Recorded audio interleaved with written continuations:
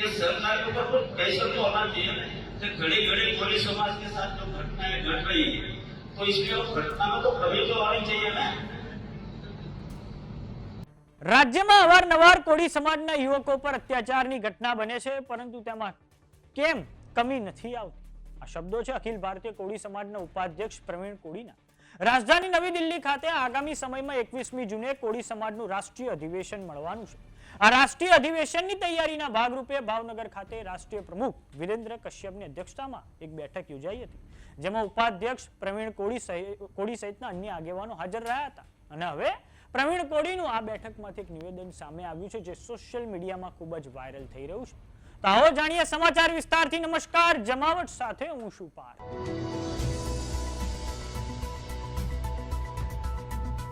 રાજધાની નવી દિલ્હી ખાતે 21મી જૂનના રોજ કોળી સમાજનું એક રાષ્ટ્રીય અધિવેશન મળવાનું છે, જેમાં પૂર્વ રાષ્ટ્રપતિ રામનાથ કોવિંદ અને દિલ્હીના મુખ્યમંત્રી રેખા ગુપ્તા હાજર રહેવાના છે।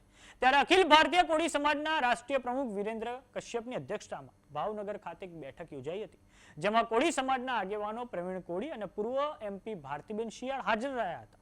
આ બેઠકમાં પ્રવીણ કોળીએ ગુજરાત રાજ્યમાં જે કોળી સમાજના યુવકો પર ઘટના બની રહી છે તેને લઈને કટાક્ષ કરતા કહ્યું હતું કે આજે આ સંગઠનના ધ્યાન પર એક વાત હું મૂકવા માંગુ છું।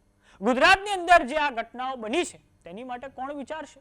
છાસવારે કોળી સમાજના યુવકો આ ઘટનાઓનો ભોગ બનતા હોય છે।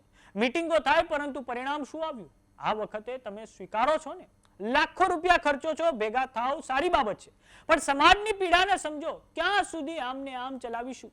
જો આવી ઘટનાઓ ઘડી ઘડી બને છે, સરકાર પર કેમ પ્રેશર ના આવે? કેમ આ ઘટનાઓમાં કમી નથી આવતી? તો આવો સાંભળીએ અખિલ ભારતીય કોળી સમાજના ઉપાધ્યક્ષ પ્રવીણ કોળીએ શું કહ્યું છે।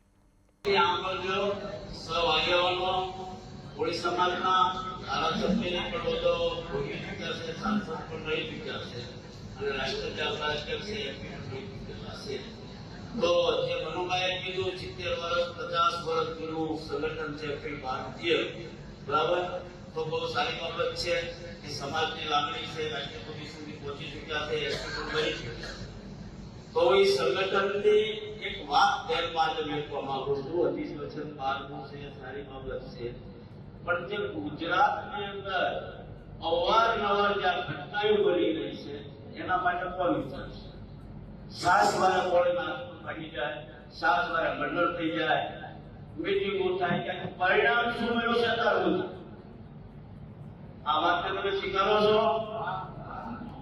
તમે કોઈ પીડા વ્યક્તિને 2 લાખ રૂપિયા મદદ કરવા ગયા, લાખો રૂપિયા ખર્ચો કરો, ભેગા થાવ, સારી બાબત છે, પણ સમાજની પીડા સામે પણ જો ક્યાં સુધી આપણે આમ નામ ચલાવશે?